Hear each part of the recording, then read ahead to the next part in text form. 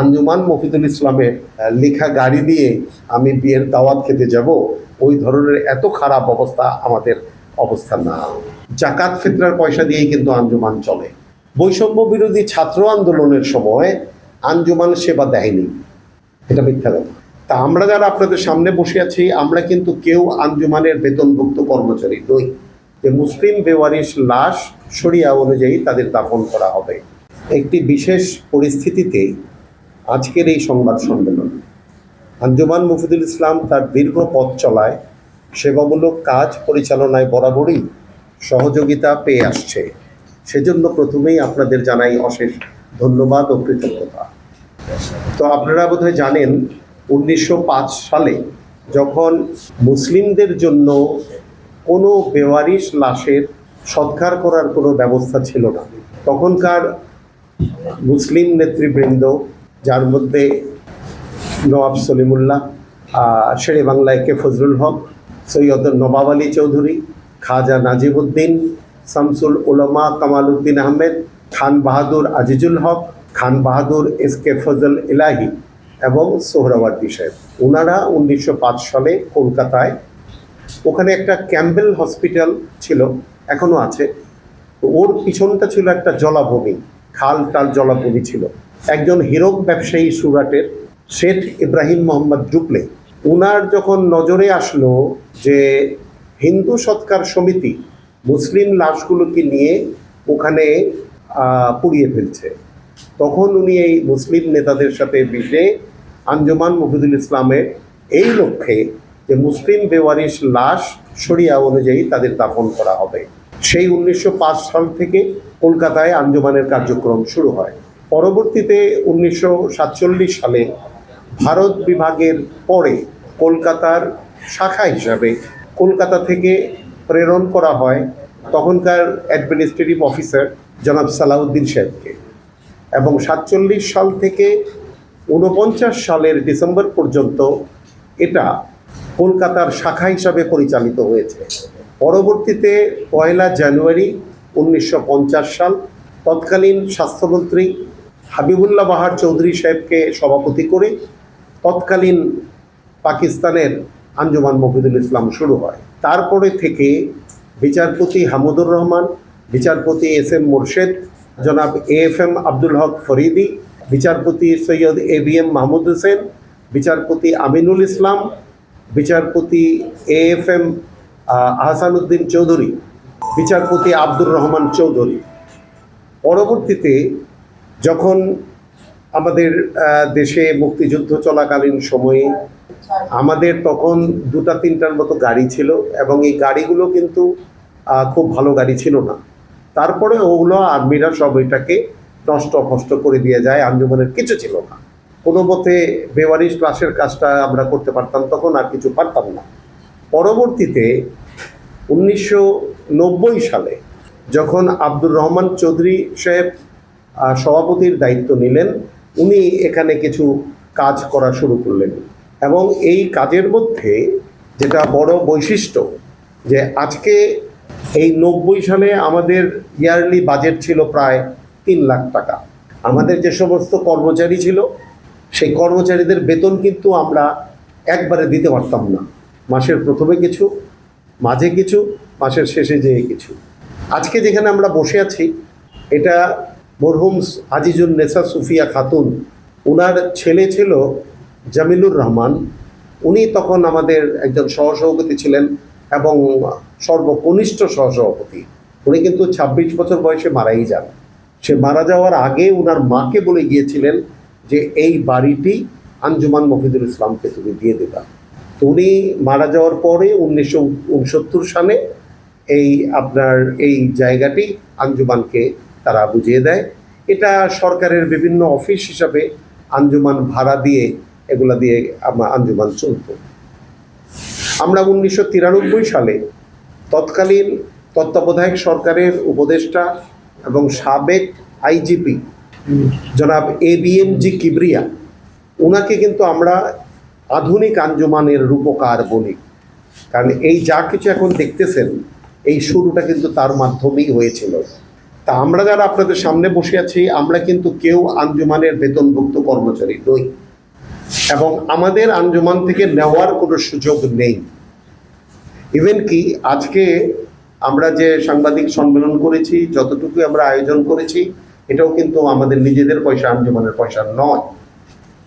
কারণ আঞ্জুমানের পয়সা জাকাত ফিতরার পয়সা দিয়েই কিন্তু আঞ্জুমান চলে, যেটা আমাদের জন্য প্রযোজ্য নয়।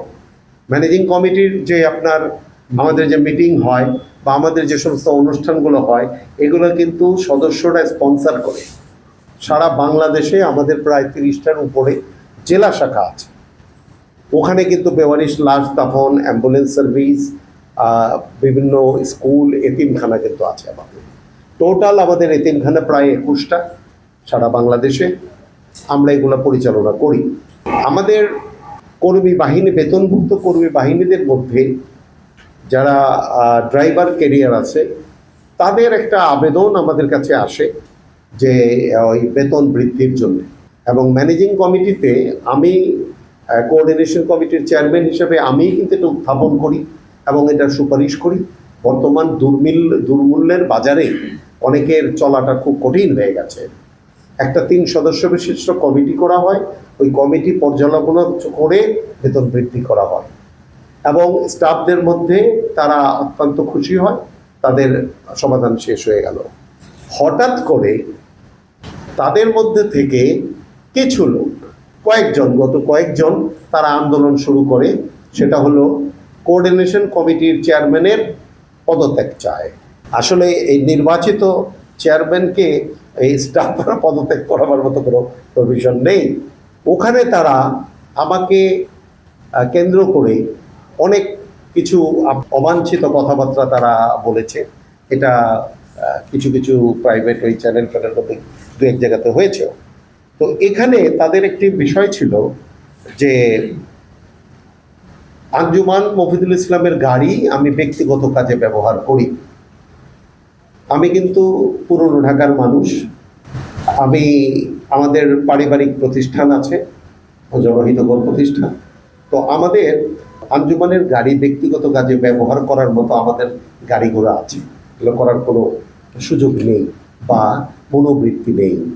আমরা আঞ্জুমানের কাজে যখন যাই, যে কোনো প্রকল্প ভিজিট করতে যাই বা ঢাকার বাইরে যাই, তখন কিন্তু এই গাড়িগুলো ব্যবহার করার রীতি আঞ্জুমানের আছে। ঢাকার বাইরে যখন আমরা যাই, যখন ওখানে 2-1 দিন থাকতে হয়, সেই হোটেল ভাড়া, খাওয়া, ওগুলো কিন্তু আমাদের নিজেদের। আঞ্জুমানের কোনো পয়সা আমরা ব্যবহার করতে পারি না। তো যাই হোক, তো ওখানে তারা যেটা বলেছে যে গাড়ি ব্যক্তিগত কাজে ব্যবহার করা হয়। তো আমি যাদের নিজেদের গাড়ি আছে এবং যারা আমরা সমাজে চলাফেরা করি, আঞ্জুমান মফিদুল ইসলামের লেখা গাড়ি দিয়ে আমি বিয়ের দাওয়াত খেতে যাব, ওই ধরনের এত খারাপ অবস্থা আমাদের অবস্থা না। এবং যখন যে চেয়ারম্যানদের তাদের মিটিং থাকে, সেখানে কিন্তু চেয়ারম্যানদের আঞ্জুমানের গাড়িতে করে আনা হয় এবং আবার পৌঁছে দেওয়া হয়। এই যে সমস্ত তথ্যগুলো ওনারা দিয়েছেন, তো সেখানে আরেকটা বিষয় এসছে। আরেকটা বিষয় হলো যে অ্যাম্বুলেন্স যে বা গাড়ির যে ব্যবস্থাপনা, এটার কিন্তু মনিটরিং সেল আছে, তারা এগুলো দেখাশোনা করে। আর এগুলো কিন্তু ট্রান্সপোর্ট কমিটির কাজ, এটা কিন্তু আমার কাজ নয়। আরেকটা কথা ওনারা বলেছেন যে বৈষম্য বিরোধী ছাত্র আন্দোলনের সময় আঞ্জুমান সেবা দেয়নি। এটা মিথ্যা কথা, কারণ আমাদের কোনো সার্ভিস বন্ধ ছিল না। এরপরে যেটা হয়েছে যে সেটা হলো আমার পারিবারিক প্রতিষ্ঠান পুরনো ঢাকায় মাওলানা সরদার দাতব্য চক্ষু হাসপাতাল ও ঢাকা কেন্দ্র, এটা আমাদের পারিবারিক প্রতিষ্ঠান। দীর্ঘ 4 দশক ঢাকার দরিদ্র সুবিধাবঞ্চিত মানুষের স্বাস্থ্যসেবায় এই সংস্থা কাজ করে আসে। মাওলানা সরদার মেমোরিয়াল ট্রাস্ট আমাদের পারিবারিক অর্থায়নে পরিচালিত প্রতিষ্ঠান। এই প্রতিষ্ঠানগুলো পরিচালিত প্রতিষ্ঠান, এর সঙ্গে আঞ্জুমান মফিদুল ইসলামের কোনো সম্পর্ক নেই।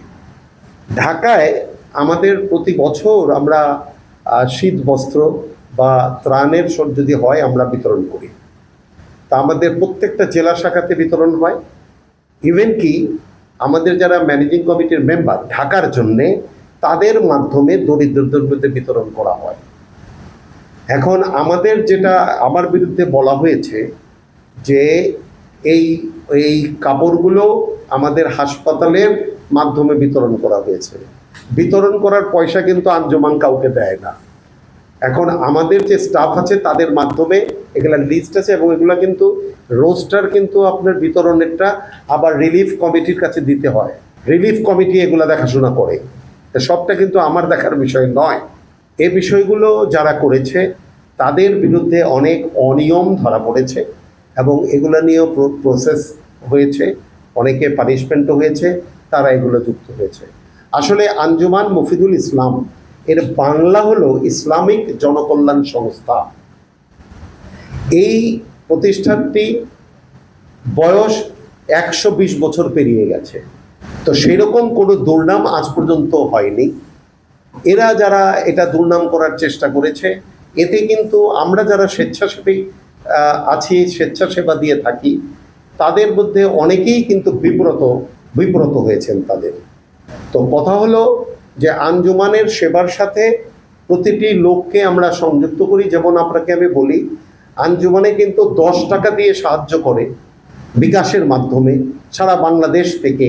এরকমও গত বছর আমরা কিন্তু 17 লক্ষ টাকা কিন্তু আমরা পেয়েছি।